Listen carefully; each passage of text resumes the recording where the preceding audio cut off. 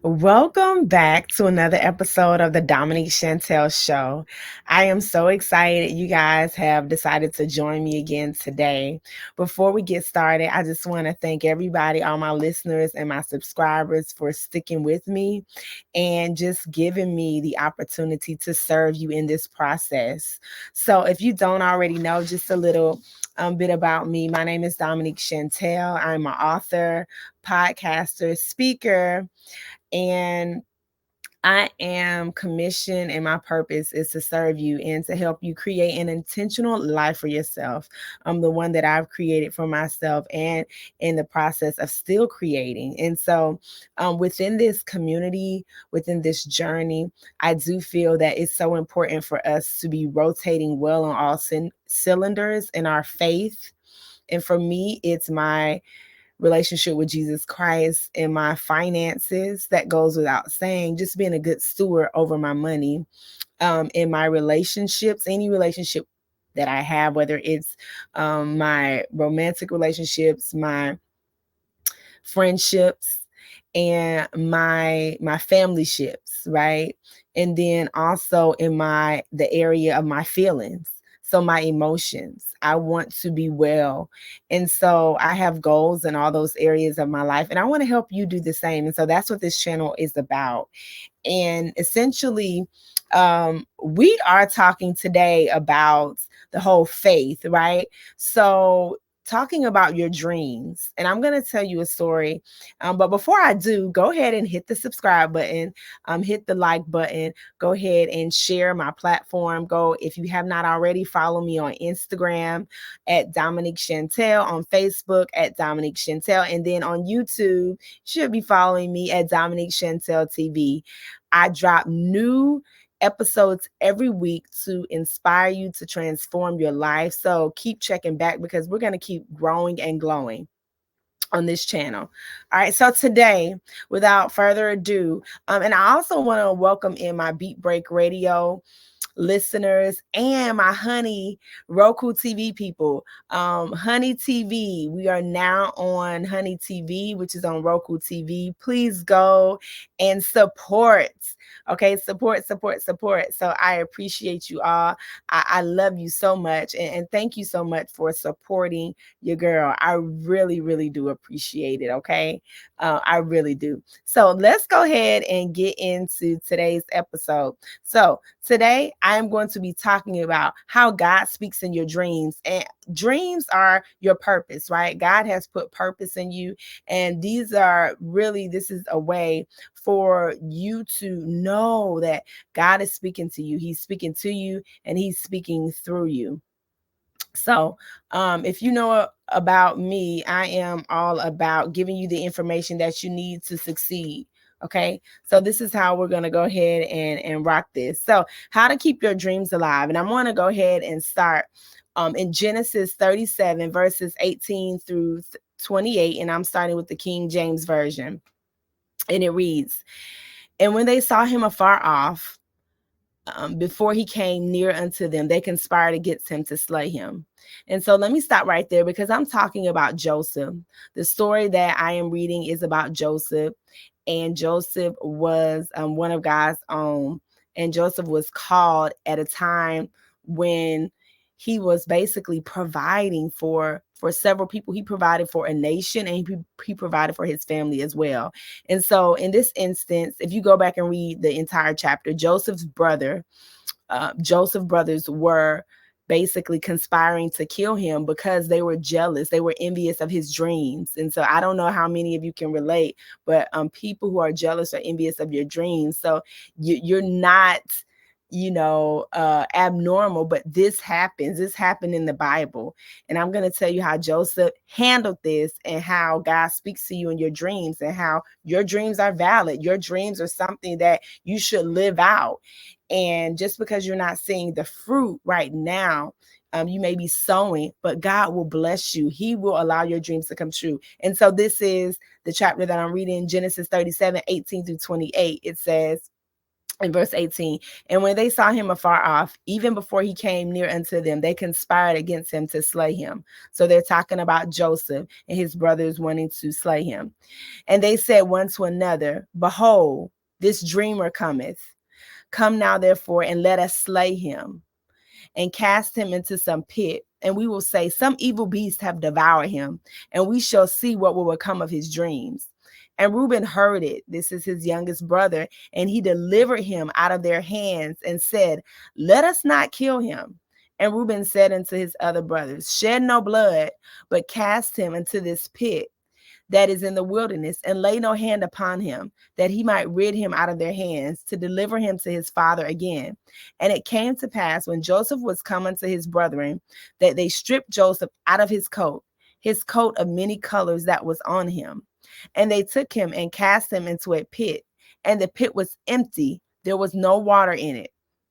And they sat down to eat bread, and they lifted up their eyes and looked, and behold, a company of Ishmaelites came from Gilead with their camels, bearing spicery and balm and myrrh, going to carry it down to Egypt. And Judah said unto his brother, what profit is it if we slay our brother and conceal his blood? Come, let us sell him to the Ishmaelites, and let our hand be upon him. For he is our brother in our flesh. And his brethren were content. Then were passed by Midianite merchantmen, and they drew and lifted up Joseph out of the pit and sold Joseph to the Ishmaelites for 20 pieces of silver, and they brought Joseph into Egypt. So here you see Joseph gets sold by his brothers.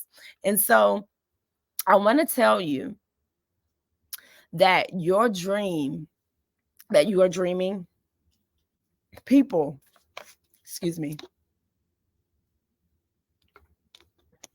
people are going to tell you that the dream that you're dreaming, it's not going to come true, or they may not believe you. And I want you to know that, again, Joseph's brothers did the same thing to him. And matter of fact, they said that they were envious of him. They called him like, hey, here comes this dreamer. You know, have you ever told something to somebody? And I know this happened to me. It was one of my good friends. I told him, I'm like, hey, this is my dream. And they were like, girl, please, like, no. And I'm like, okay, I know what God told me. You know, for me, it was just an indication that I needed to insulate that dream, right? So keep it to myself. I'll never mention it to them again, but just work on it in silence. And so for me, that was just confirmation, like, okay, I'm not telling my dream to anybody else. I'm going to work on this. This is between me and God. So here's the thing, my first point, only tell people your dream on a need to know basis. So when I say need to know basis, I mean extremely need to know basis, because everybody can't handle your dream, because everybody doesn't have the same call as you. So when I say a need to know basis, I mean specifically it needs to be people in your sacred circle. And people who are in your sacred circle, to be honest, this means that even your family members may not be in your sacred circle. Your family members will not always be in your sacred circle. And so that's why I call it a sacred circle, because these are the people who, you know, love you. Here's the thing, love you unconditionally, and know that the call on your life is much greater than they may believe, or maybe even what they believe for themselves. But they know that there is something in you that must come out. And I want you to know, don't ever let anybody tell you or make you feel small for dreaming your dream, because that's just it. Your dream was meant for you to be in connection, number one, with God, so that you can achieve that dream. If you have a dream, and I know this is so cliche, but if you have a dream that you feel like you can fulfill on your own, it's too small. It's just too small. You need to dream bigger. You need to, think bigger, right? Because if you can do it on your own, it's not the dream that God has for you. So I want you to keep that in mind. And also, and this is the way how you keep it keep it alive. Okay. Again, even your family members are off limits because it's your purpose. When Joseph spoke of his dreams, his brothers got jealous, and his father even showed favoritism to Joseph because his father knew that Joseph would be something. So, and I want to say too, as a teacher, we have to only discuss, as a teacher myself, we have a policy where we only discuss students' information, pertinent information on a need to know basis. Like if you need to know about the student, I can discuss them with you. But other than that, I'm not talking about their business. So no, again, your dream should only be shared with your sacred circle. Okay. And sometimes not even they can handle it. So keep that in mind. Number 2, you can't allow the limitation of others dictate your belief in God for your dream. Again, you can't allow the limitation of others to dictate your belief in God for your dream. So it says in Genesis 37, 5-9, it says, and Joseph dreamed a dream, and he told it to his brethren, and they hated him yet the more. There are going to be some people that you tell your dream to, if you do tell your dream to them, and they hate you even more. They despise you even more. Let's go back to the text. And he said unto him, hear, I pray you, this dream which I have dreamed. For behold, we were binding sheaves in the field, and lo, my sheaf arose and also stood upright. And behold, your sheaves stood round about and made obeisance to my sheaf. And his brethren said to him, shalt thou indeed reign over us? Or shalt thou indeed have dominion over us? And they hated him yet the more for his dreams and for his words. Ooh, listen. And he dreamed yet another dream and told it to his brethren and said, I have dreamed another dream. And behold, the sun and the moon and the 11 stars made obeisance to me. So the thing is, they did not believe him, right? They're like, who are you having these dreams, Joseph? You're just our brother. You're just the nobody. Oh, wow. This is kind of like foreshadowing Jesus, right? Because the very thing that the thing about Jesus is when he went to back to Nazareth, back to his town that he was born in, the people couldn't accept him because they knew him from where he was, from how he grew up. And so it's going to be hard for some people to accept your calling and for accept your dreams that God has given you. So be mindful of that. Even though, here's the thing, Joseph was being obedient, right, to his father. He kept dreaming the dreams. Joseph didn't let that stop him, and I'm so glad he didn't. But the thing is, people will create a plan to keep you from dreaming your dream, and Joseph's brothers did the same thing. So here's the thing. You have to vet people in your circle. Again, going back to that sacred circle. And how you put people in vetting them, and how you do this is putting them in categories. Okay. There's your sacred circle. There are your friends. There are your acquaintances or co-workers, and then there's society. Those 4. Your sacred circle and your friends should be the only 2 that have any bearing on like your emotions, your finances, or any decision making. These other 2 categories, acquaintances and coworkers and society, they should have the very least minimum on your emotional, on your emotional psyche, on your mind, on your beliefs, on your values. They should be like at the lowest of the low. Okay. That's how you keep an upward motion and progressing forward on how you evolve and get better. So I just want to say that, really sorry. But it's important, because if you don't vet people, then you'll have somebody in society or the acquaintance circle, and you got them up here affecting your emotions. No. Your people at your job shouldn't be affecting your emotions. You handle them from a place of, these are people at my job, these are my coworkers, and deal with them in such a manner. Okay. Have boundaries. You have boundaries, right? The These people shouldn't be getting you upset to the point that you want to, you want to scream, you want to holler or interrupt your day. It's like, no, they are at the bottom. Okay. Um, yeah, affecting your emotions. So yes. So we gotta make sure like we vet people, right? And then they should not have again or dictate your belief in your dream. Let me tell you something. God has already stamped the approval for your dream. God has already stamped your destiny on this earth. And so there is no other approval that you need. The people that you need around you are people that are championing you, that are pushing you to your purpose, pushing you to your dream, pushing you to your calling. And unfortunately, we don't have, some people don't have those type of people. And so we stay stuck. And so we never live out our dreams. But no more, not this year, not in 2024. I'm telling you, I'm going to be pushing you, and you're going to be inside of like-minded community that is going to be pushing you. So I'm here to say, sis, bro, listen, we here and we going to do this together. So make sure you are vetting the people in your circle, only telling people on a need to know basis and not believing what they have said about your dream. Go forth, go and do it. Your vision is not for everybody. Okay? And some people, not everybody is going to be able to handle it. Okay? All right, moving on.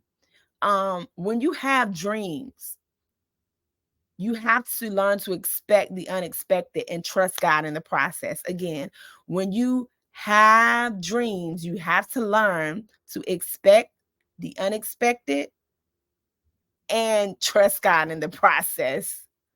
Okay? So, let me say this. Joseph wasn't expecting his brothers to sell him, you know, but I'm sure it didn't surprise him. This was him being rejected by his brothers.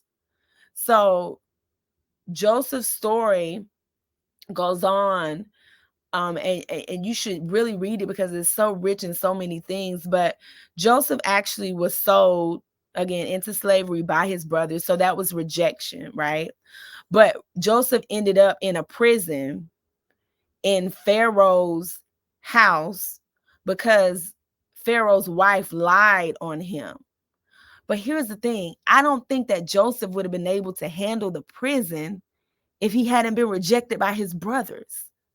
So even the very selling, the rejection of his brothers, when his brothers sold him into slavery, come on, catch this.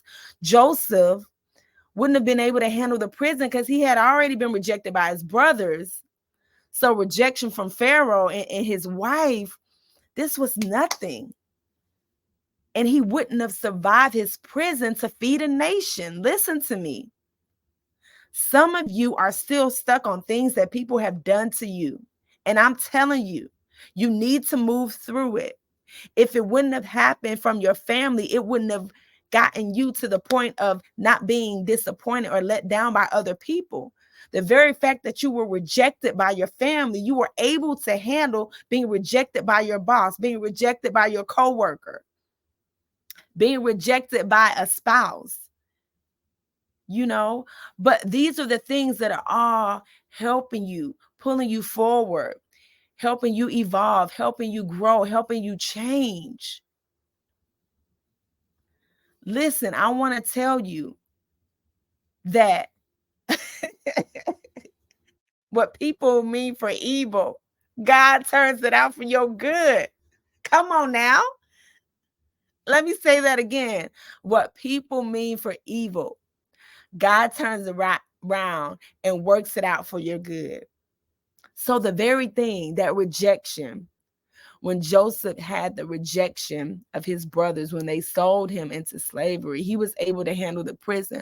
Otherwise, I believe Joseph would have lost his mind in prison when Pharaoh threw him in prison. You know, Joseph knew though that God would deliver him out of the prison. Joseph never stopped believing. And also, this allowed Joseph, let me tell you, to survive the season of isolation where he was taken to prison. And then from there, God elevates Joseph.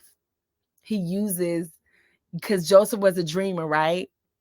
The very thing that his brothers rejected about him, God ends up using it in the end. Come on.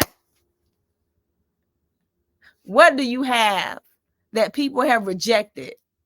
Know that God is going to use that in the end to elevate you, to put you in rooms, to have you help others, to have you inspire, to have you transform, to have you teach, to have you preach, to have you start the business, to have you work where you are in the midst of where you are, to train people, to help people, to love people.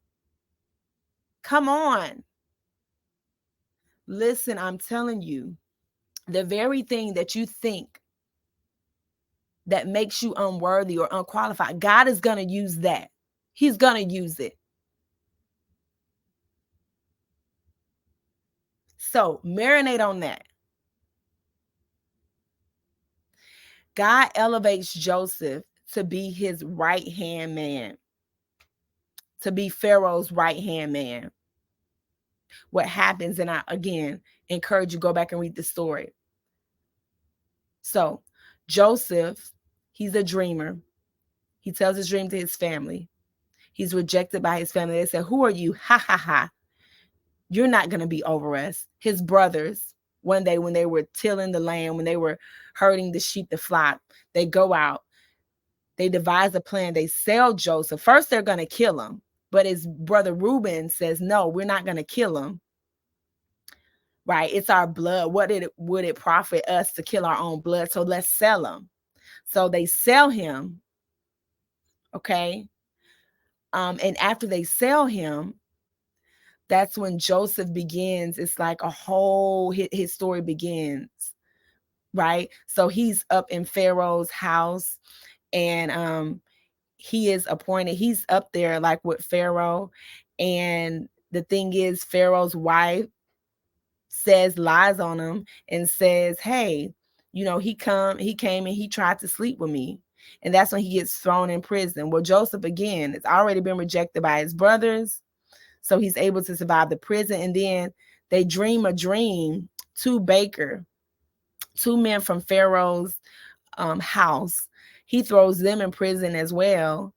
And they dream dreams when they're in prison. And Joseph is the only one who can solve the dream or tell them what the dream means. And so one day, Pharaoh comes and get the baker and the other man. I forget who he is. It escapes me right now. But basically, the baker ends up surviving, and he's basically elevated back to his position with Pharaoh. And Joseph's like, remember me when you get elevated and come back and get me. But the baker forgets. And then what happens is Pharaoh dreams a dream. Come on. Pharaoh dreams a dream. And Pharaoh needs somebody to solve it. So they bring everybody, magicians, they bring priests, they bring all the people in the land. And they like, nobody can tell you what your dream means, Pharaoh. But the baker remembers, he said, "I know a man named Joseph. He was in prison." So they go down and they get Joseph, and Pharaoh tells Joseph his dreams, and Joseph basically lets him know what his dreams mean. And that is when he's like, "I will make you, basically, you're going to be my right hand man. You'll be under me.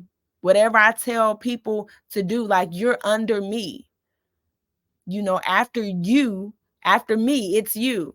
And so this is how God elevates him to a place. And so I'm telling you, the very thing that people are saying you're not good at or that you think has been rejected, God is going to use it and work it out. So be firm and be encouraged in that. God is going to use that. But not only that, he goes and he saves a nation. So the time that it took was 13 years from Joseph being sold by his brothers. So Joseph was 17 when he was in his father's house to the time he was 30. Okay. So again, that's 13 years. 13 years. So when he was raised and elevated to his position, God used Pharaoh to elevate him during this time. So anything worth having takes time, and your dreams are valid. And if God showed it to you, he will deliver on his promise. Hold on. Your time is coming. Keep believing and keep moving positively in the direction of your dreams. It doesn't matter if you don't have the right followers, if you don't have the influence that you want to have right now, if you don't have the right resources that you want to have right now, keep working, keep doing it. Listen, I'm going to tell you this, and I'm going to end with this. When I was coming up, when I was a little girl, I wanted to be a famous singer. And you couldn't tell me anything. I was going to be this famous singer. So I started with singing groups. We started writing music. It started with my best friends, right? We were writing, I was writing the music and we were performing. And it was like a thing. This is what I was going to do. I was going to be a famous singer. And it was at this point in time where all the girl groups were coming up, like Black. Um, um, Escape was hot. TLC was hot. SWV was hot. It was so many. It's another girl group that came out. Destiny's Child, right, was hot. And so we were going to be the next big thing. Our group was called In Jag. Not just another group. In dash and then Jag. Not just another group. And so, you know, I just knew. I was like, we're gonna make it. So we went to auditions. We tried out in front of, several like label executives, and my best friend, two of them, that we had two rappers in the group. The other of us were singers. And we was gonna make it big. And that was my thing. And I was like, I'm gonna be this famous writer, right? But that didn't work out. And then I was a part of a gospel singing group called Majestic. And we sang, we performed at my church, my local church that I grew up in. And we performed at the Roxy in Buckhead. And it was just like, man, my dream. I was working it. I was writing, I was singing. And I was like, I'm going to be this famous singer. And then things didn't pan out with the girl group. And so I was like, you know what? I'm going to do this solo thing. And so my name, is Dominique Chantel. I came out with a 5-song demo. Listen, I've done it. And you couldn't tell me that I wasn't going to be no singer, right? No famous singer. And, when that didn't work out, it's like, okay, I went to college and I found another love. I found writing and I found broadcast, which is why I went to the University of Missouri, Columbia. And at the University of Missouri, Columbia, I pledged Delta Sigma Theta and I met my amazing line sisters. I love each of them to this day. It was 13 of us. And, our dean named us trademarks. And she said, I believe that each of you will make your mark on this world. You will be a trademark. And by golly, like every one of my line sisters, they are successful. We are truly leaving our mark on this world. And it would be great for me to have all of them on one day. That would be beautiful. But put it down below if y'all want me to have my line sisters on, because I think that would be so amazing if all 13 of us could get on here. That would be so wonderful to me. But that was my dream, right? But God's like, I have other plans for you, Dominique. And so in my sophomore year, I pledged Delta. And I was in broadcast journalism. And this is the first time that I'm saying this, but I made a not so good grade on the initial journalism class. I think I made like a C. And it was so competitive to get into the journalism school, right? It was really, really competitive. And when I didn't get in, I was hurt. I was bummed. I was mad. I was upset. I was angry. But that was the first time where I had ran up against opposition in something that I wanted to do. And so what I ended up doing was I ended up majoring in English and I ended up writing. And when I came out of college, I always wanted to have my own magazine. So I said, I'm going to have my own magazine. And so I did. I published Rain Magazine. the first year that I came out, and it was a success. It was a Christian publication. And I had advertisers. We sold advertisement in the spaces, but guess what happened that next year? 9/11. So the advertisers that I had relied on, they were no more because companies were going bankrupt. And so I had to think of something else. So I had to go into the workplace. But I'm saying all that to say, the dream that I initially had for myself, I knew I was going to be this famous singer. I knew I was going to, create songs for millions of people. People would know my name by singing. But God had other plans for me. And the dream that he has given me now is taking, I can't talk tonight, taking the wisdom that I know, the things that I have learned and my experiences, and bringing them to you all in a way that resonates with you. And if I could help somebody, then I have done my job. If I have inspired somebody, then I have done my job. If I have given somebody some information that will take 10 years off of their life, then I have done my job. So I want to encourage you today that if this show has helped you, share it with somebody else. Like and comment. I'll be showing up here every week on my YouTube channel. And again, tell everybody you know, because we're taking this to the nation. And I don't want you to miss out on anything, miss out on any episode, because we are going higher, we are going further, we are going quicker, and we are going faster, and we are scaling, we are going up, this year. This year will be an amazing year. And so I want to again personally say thank you, thank you, thank you. And make sure you come back.